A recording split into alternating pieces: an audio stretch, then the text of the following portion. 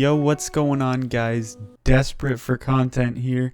Today I'm going to be doing a Star Wars tier list, or Star Wars movie tier list, because right now I really don't know what to make. I have a few videos planned, but those require a lot of preparation. I have to write a script, I have to actually record and edit a lot of video and stuff like that, and it would just take way too long. It's been like 3 or 4 days since I last uploaded, and I feel like one of those videos would take at least a day or two to fully get the full product completed, and I didn't want to leave you guys almost a week without any uploads at all. So I figured just sort of this video is a little simple, but you know, still a video that would be pretty entertaining, just to kind of fill you in before some of the other bangers release.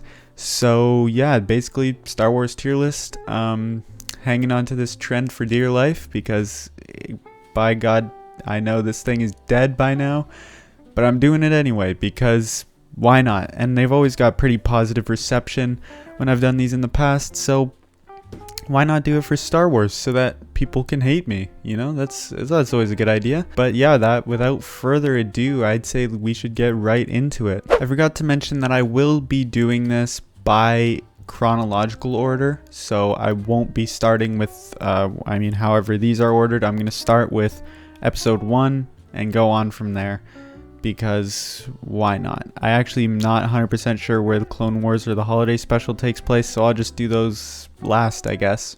So yeah, let's get right into the very first one. Obviously is episode 1. Episode 1 is a Star Wars movie that definitely gets a lot of hate, but then there are some people that do like this movie.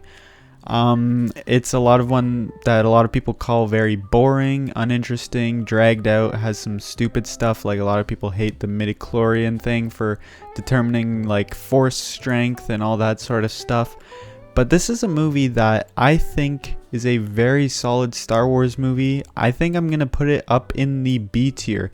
This is a movie that, while it does have its points that it does drag at, I think overall this is a film that tells a very good story. It obviously starts the Skywalker saga, which is very important. Anakin, obviously one of the more important characters in all of Star Wars, and this is kind of just where that begins. And I love even the politics side of things. It's not boring in my opinion, like a lot of people say. It's actually pretty interesting, and it's just all part of this obviously big arc, a big storyline, which is the Skywalker saga, or even just the prequels. And it is continued throughout there. We get to see Qui-Gon Jinn, who is such an interesting character, even though some of his line delivery can be kind of bland. What his actual character is very interesting, being the Jedi that does not want to be a part of the council because he sees that they're corrupt and they're not actually following the Jedi way. He is like the one true Jedi. He's training Obi-Wan, who is becoming another true Jedi.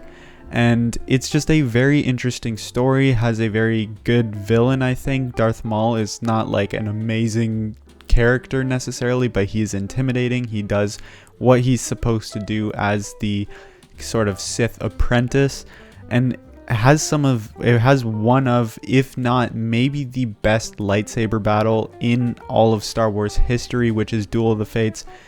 If not the best, it is the most important. If you haven't seen the Disney Gallery, the Mandalorian series, where Dave Filoni explains the importance of Duel of the Fates, I highly recommend that.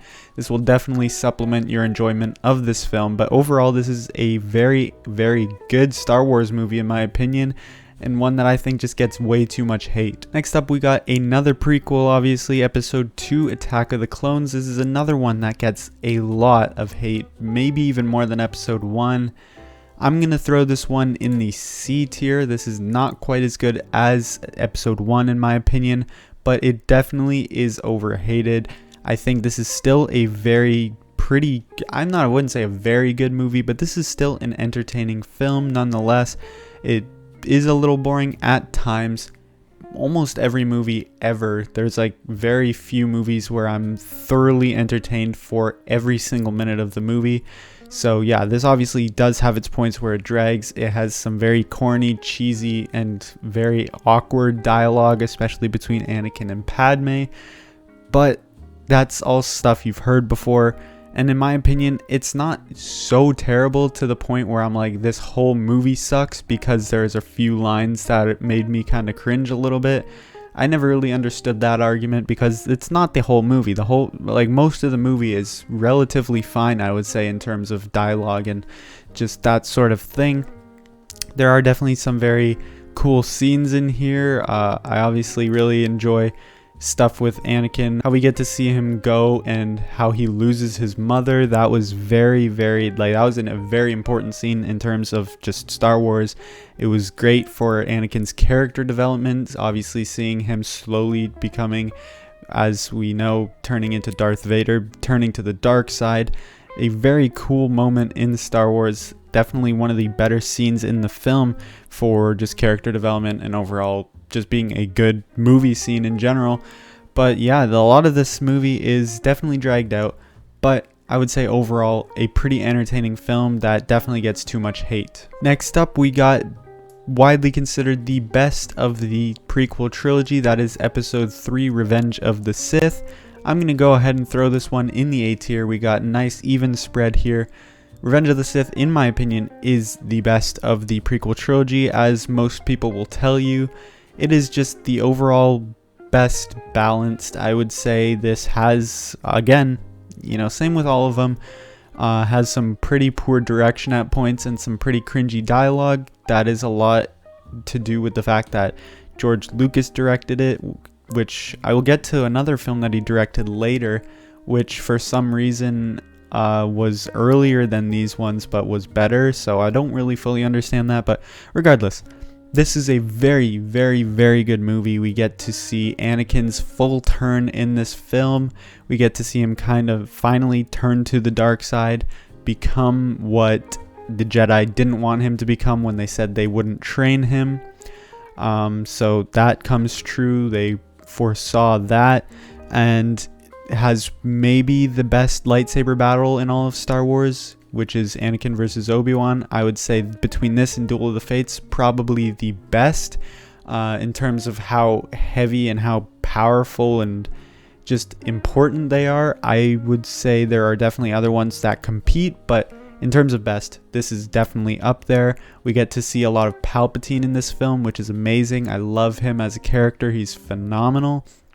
It has some very good, there's some action, there's some very amazing stuff. This is one that, unlike the other two, I would say is for almost the entire runtime, I am very entertained by this film, and it's just the one that is the darkest, and I think it tackles that very, very well, and I think that tone fits perfectly for what is going on in the movie.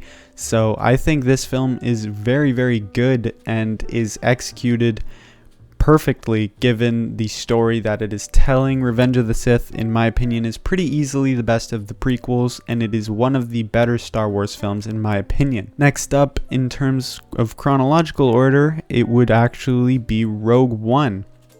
This takes place between obviously episode 3 and 4.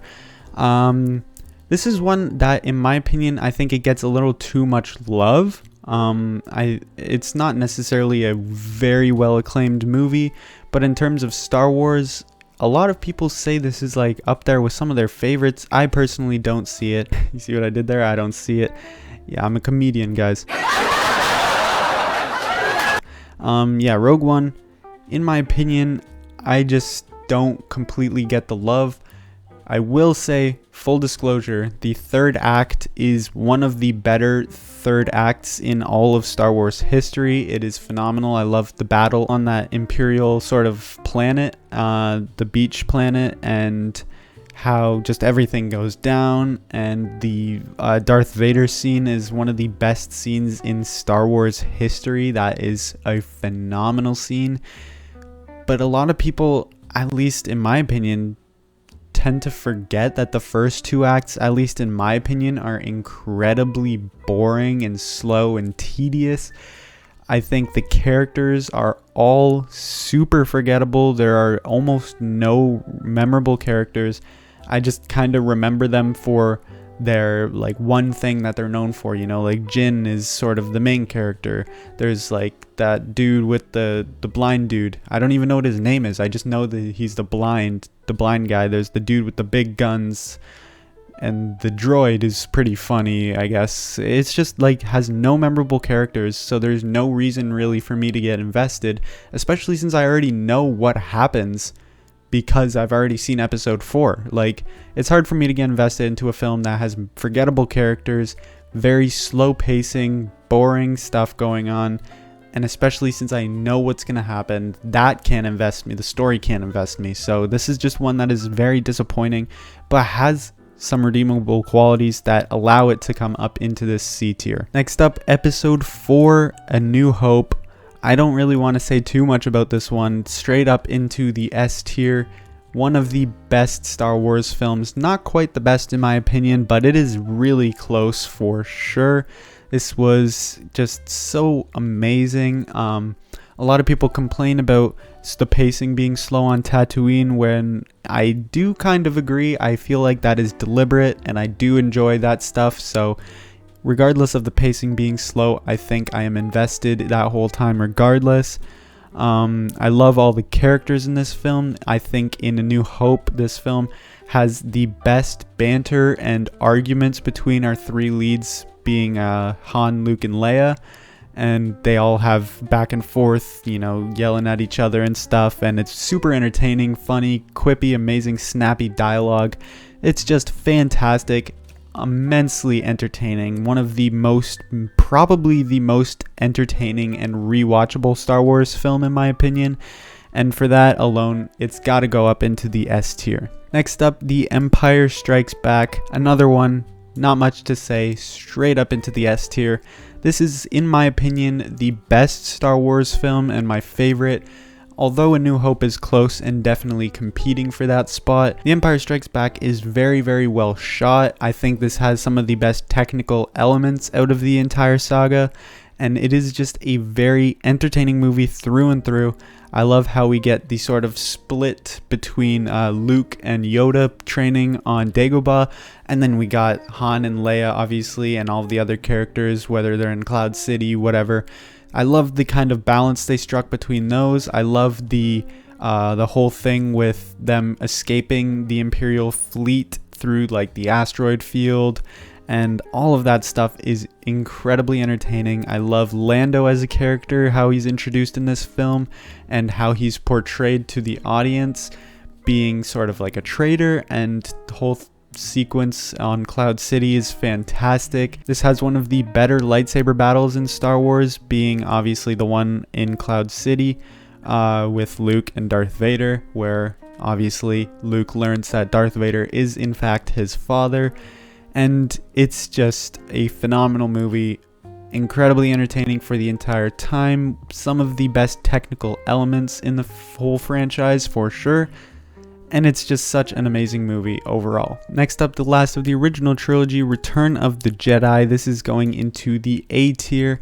This is, in my opinion, pretty easily the weakest of the trilogy, but still a fantastic movie. I mean, you cannot go wrong with Return of the Jedi.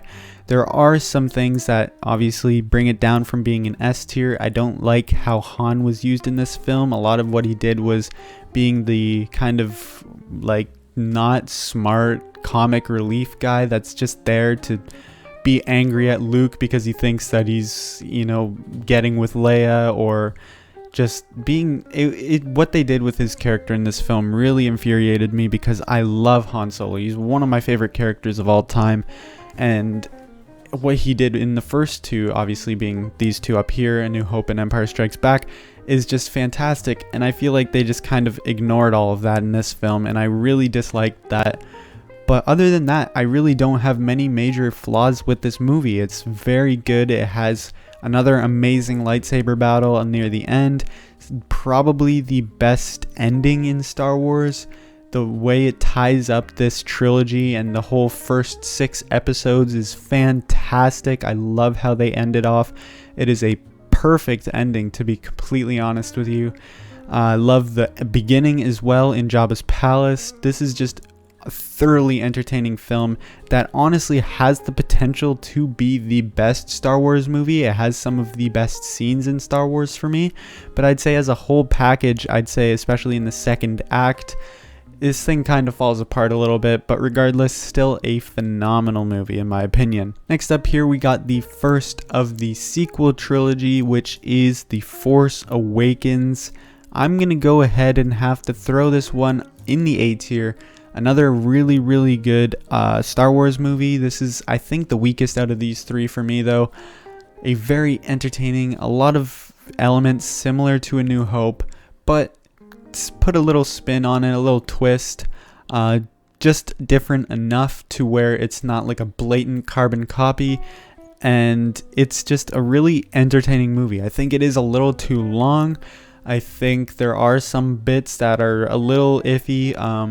I don't really love how they brought back old characters, but now that I've come to accept that they have done that, that's a decision they made, I've kind of come to peace with it a little bit. I think Kylo Ren is a little underutilized in this movie. Snoke is sort of seen as the main villain in this film, which I'm not completely in love with, but it does start Kylo Ren's character arc, which in my opinion is the best part of the sequel trilogy, and it just looks fantastic. I mean, the dog fights, the lightsaber battles in this are just beautiful, stunning. They look fantastic.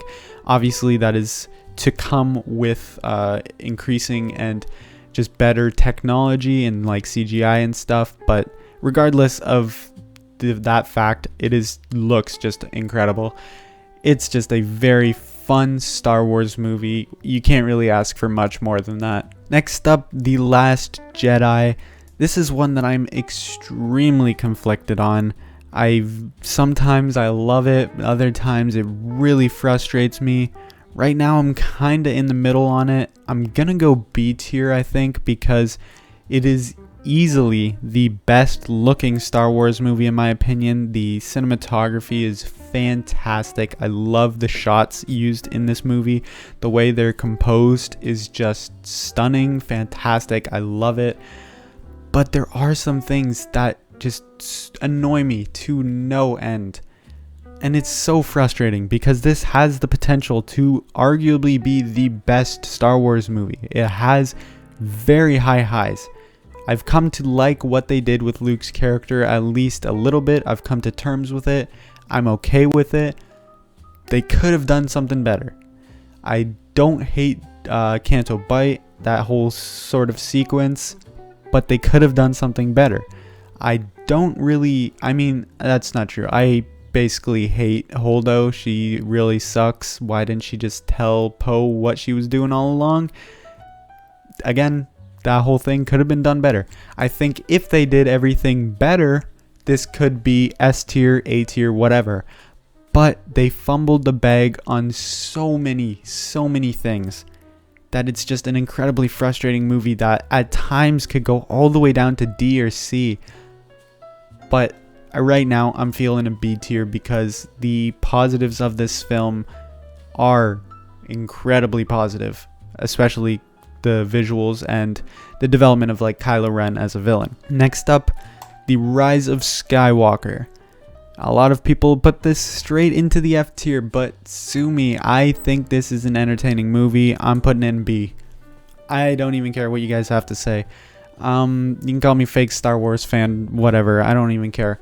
I'm not a huge fan of the direction that the sequels went in, right? I would have been fully okay if they had a sort of similar plot line to the original trilogy, but just didn't include the characters from the originals. If they completely got rid of Luke, Han, Leia, and they just implemented other figures of sort of, other parental figures or other mentors, this could have been an amazing trilogy. But simply they just recycled old characters for the sake of nostalgia to make money. A little sour taste in my mouth, but regardless, Rise of Skywalker, while being kind of a jumbled mess, is trying to pick up what The Last Jedi failed to do, and is overall an entertaining movie that in my opinion looks pretty fantastic. Alright, last three on the board here, which, spoiler alert, these are the worst three.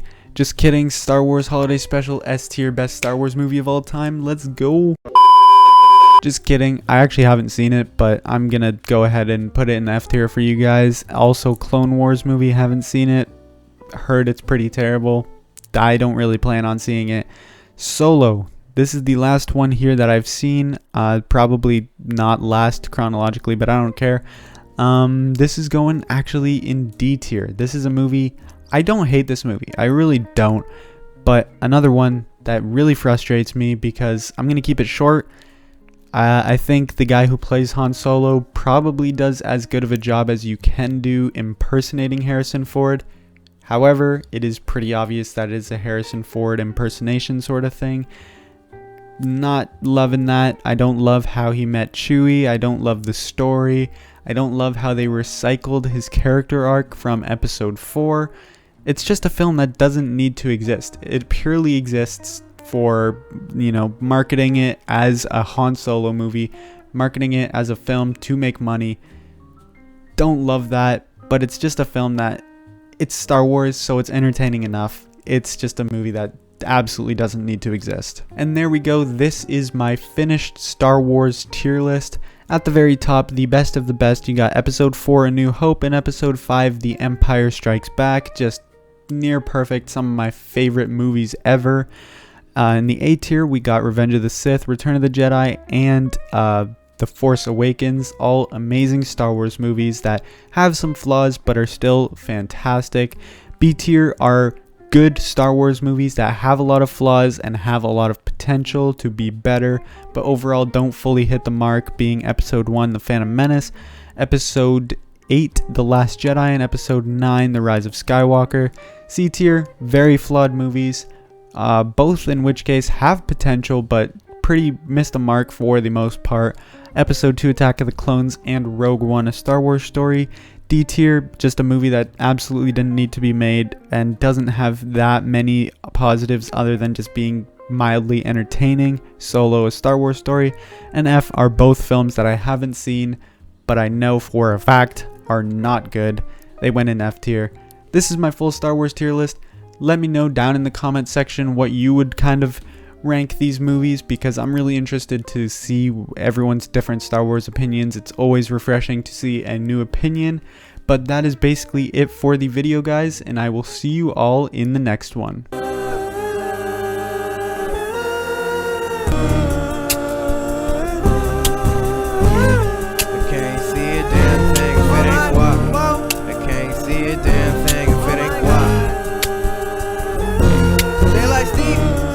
They can't see me, they wanna beat me.